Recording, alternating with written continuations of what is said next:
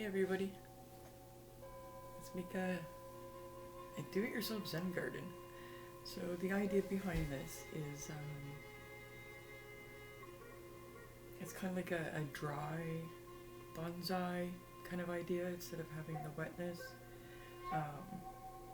It's a Zen garden because you can add wet or dry elements because you can add plants and stuff like that. But it's very mindful and it's just a time to relax.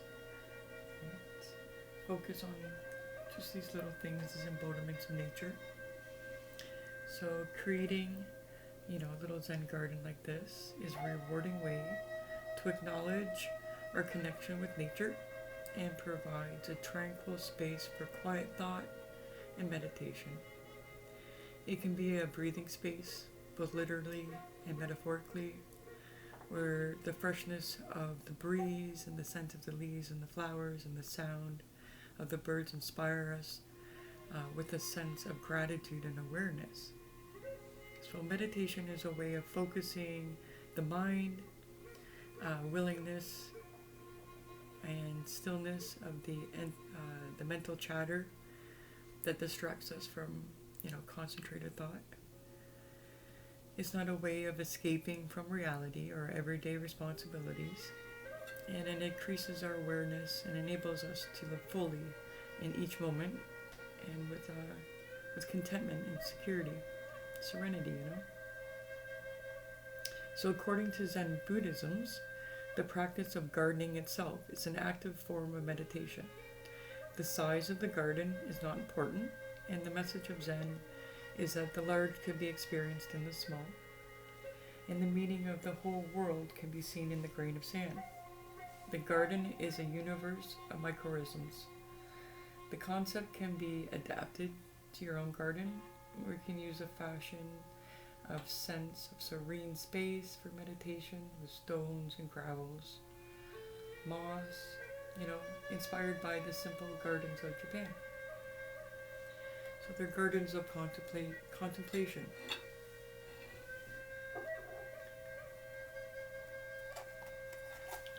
Respect for nature and the sense of connection and the natural cycles are the basic tenets of Zen Buddhism and thoughts. Zen arrived in Japan from China in the 11th century, and its emphasis on contemplation and tranquility found in a natural counterpart in Japanese love the simplicity. Buddhist monks applied the concepts of Zen to their beliefs, and they designed their living quarters and gardens in accordance with them, producing simple, peaceful spaces for meditation in the perfect accord with nature. Zen gardens are usually a concept of like mini serene things in nature.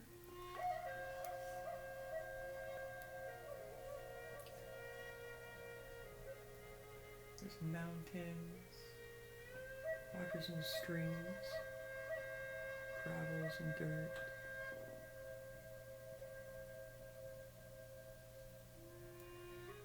Fire, feathers, but we'll get in on this. So I'm just telling you a little bit more about the history of this. I hope I'm not boring you too much. And then we'll actively get into making something and some alternatives. I wanted to share some of the benefits and the history of Zen gardening. Like I said, it goes back to Japan in the 11th century. It is typically used with sand and gravel and stones. And like I said, recreating natural habitats. A rake is used, and this is my little one I built myself here. It just sticks some glue and yarn. I made it comfortable for my hands so that I felt that I could, drag it. And you make circles around things. And a natural flow.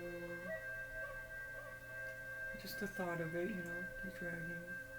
And you can always clear that space. Just drag it along again. So because we're in, quarantine or all isolated, we can't just go running out and grabbing everything. So I kind of shifted some things so that we could have something to do at home, or maybe perhaps with the kids, and give us some mindfulness and a place. It's kind of like a little altar and a place that you can go and just kind of, if you're having some worries and thoughts, and you have a hard time with meditation.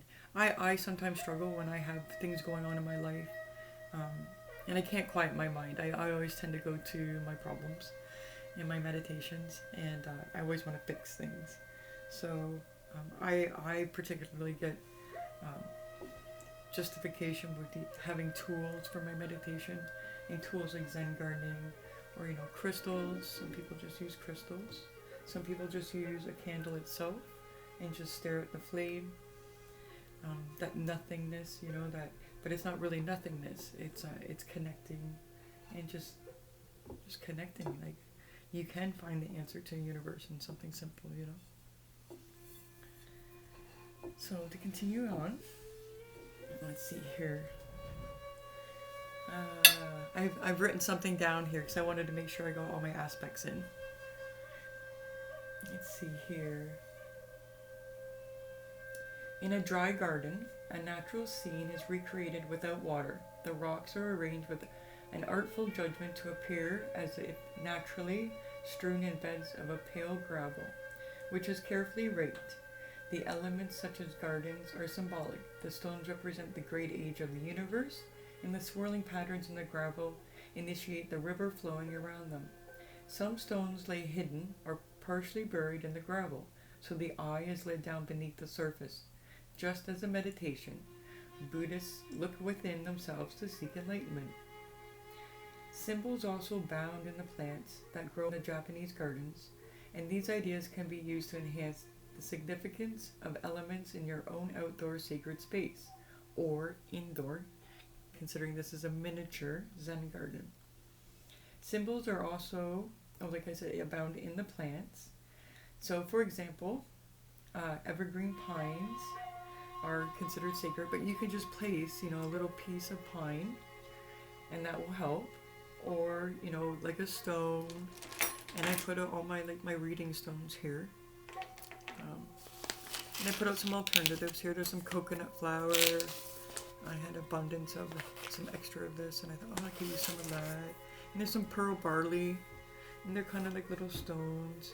And I have like these little crystal trees I have around the house, and some of my crystals. And I decided to use fire. You don't have to put it on the plate, especially if you're drawing around and you're doing your spirals like water. You can put it just off to the side. So, on with creating this. So, the serenity of the Zen garden has almost a hypnotic effect, and you can use it as a combination as a form of emptiness or as a starting point for meditation. When you've worked on your Zen garden and created a pattern that springs forth from your inner consciousness, sit back and contemplate it. Empty your mind of its clutter and confusion and absorb the simplicity of the piece and the natural forms in front of you. So, let's begin. Oh wow, I spoke on that for about 8 minutes. That's incredible. Sorry about that, everybody. I just looked at the camera. But it's important you know that it's worked since the 11th century. So I'm going to use some coconut flour. I'm just going to kind of go on a whim. I got some lumps in there. And it smells nice. That was another reason why I decided to use the coconut flour. There's also something like the alternative to bonsai, which is bonsiki. I don't think I said that right, but I'm sorry if I did. And it is just, you do it on like a black surface or a dark surface, usually a wooden tray. And you can do like artistic pictures, the sand pictures. And some people still use feathers and stones and stuff like that. So I'm going to use some pearl barley as well to add some texture. Those lumps came out of the coconut flour real easily.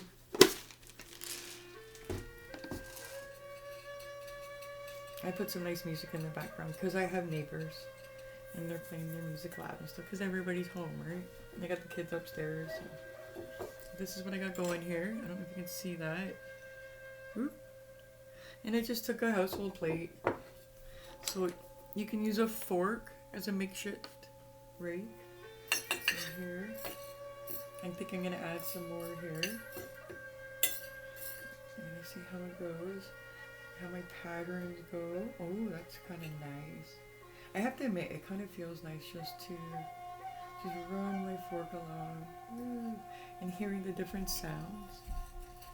I mean, you can be very mindful of this garden, and it's like your own little play area, you know? You can add whatever you want. I mean, I grabbed a chopstick too here just to see how it is. Ooh, it swirls nice too. I like the fork better personally. But everybody, you know, you have your own perfect taste. There's no right and wrong in this. That's mixed meat of it. And a little birdie. I thought I'd put a little birdie in there if you can see it. Just a little, you know. And an amethyst. Put this in here. Go put this over this way and bury it a little bit. Ooh, I like that. And make sure you place them that, you know, so you can go around them. I have one back here that I did. And I just like going just on the sides here. And I just kind of like playing with it. I find that it's been a lot of fun. And being a forest therapy guide, nature forest therapy guide, you know, we're finding different ways to bring nature inside and have people connect. So because we are in an isolated period. I have Suki down here. I think she wants to come say hi if you don't mind. But as I said, you know, I have a feather here. I mean, it can go on. It's endless. Stand it up maybe. Oh, that's kind of neat. Rose quartz. I think I'm gonna lay this one down. And I've got some rough rocks here. I think I'll just place on the edges. Smoky quartz cluster. I thought that was kind of pretty. I think I'll put that over here. And the bird. I think I'll sit over here on the rock to kind of watch everything. Put the tree over this way. Push the tree. Let's see here. And then I can start adding some other elements, maybe some more coconut flower on this side. The smell of it is just so nice. If you like the smell of coconut. So, and then of course there's a whole bunch of rocks here. And someone's, oop, I got a rolling machete. I just thought I'd use my reading stones so I don't get, you know, involved in stuff. So, because I can end up in one of my little cabinets here forever. So, I hope that you enjoyed this and inspired you to perhaps make yourself a little Zen garden in the house for you or the kids. I don't suggest, you know, candles with the kids. But, you know, there's the LED lights and stuff like that. And it can have reflective surfaces.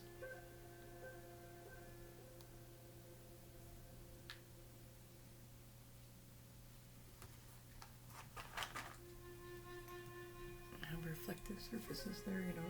Look on it. Oop. A little bird drop there. I mean, I could see how people could get lost in these because they kind of remind me of like a little fairy garden as well. If you wanted to take it to a different level. But I hope you enjoyed this, and I enjoyed sharing it with you. And I would love to see any of your Zen gardens. Sorry, I meant to look at the camera. I would enjoy to see any of your Zen gardens or any of your little fairy gardens or any of your creations. So please feel free to message me or comment. I would really enjoy that. And stay safe. We're still in this epidemic, this pandemic, and it's affecting the world, as we all know. And I know that this is a horrible time of year for a lot of people, It's in the highest suicide rate time in the world, and it's affecting everybody, and including me. Just starting out, in my business as well. So rethinking things for people is one of the challenges, and I'm enjoying it because I've had the gift of being indoors, of having to be indoors before, with illnesses and mental health issues. So being able to share some of the things that I've done throughout the years that brought me peace and some tranquility within my four walls, and my connections with nature have been a lifelong love for me. And I believe that other people out there had that same love. We're all connected to nature, we are nature, and I think it's important that we remain in a good state of mind, less stress. It builds our immunity, and our immunity with connecting with the natural world is important because it does lift our immunity. It makes us feel better. It lowers our cortisol levels. There's science behind this now, and being able to have some time just to be mindful in some quiet moments in this kind of hectic time, I think is a gift for everybody. So Suki and I like to wish you well. She's sitting here just staring at me, so I'm going to bring her over and give her a paw kiss goodbye, and give you a few moments here to enjoy.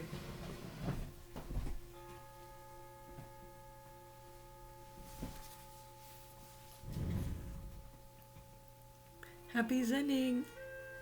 Oh, she's looking at you. I think she wants to eat it. Bye, everybody. Thank you.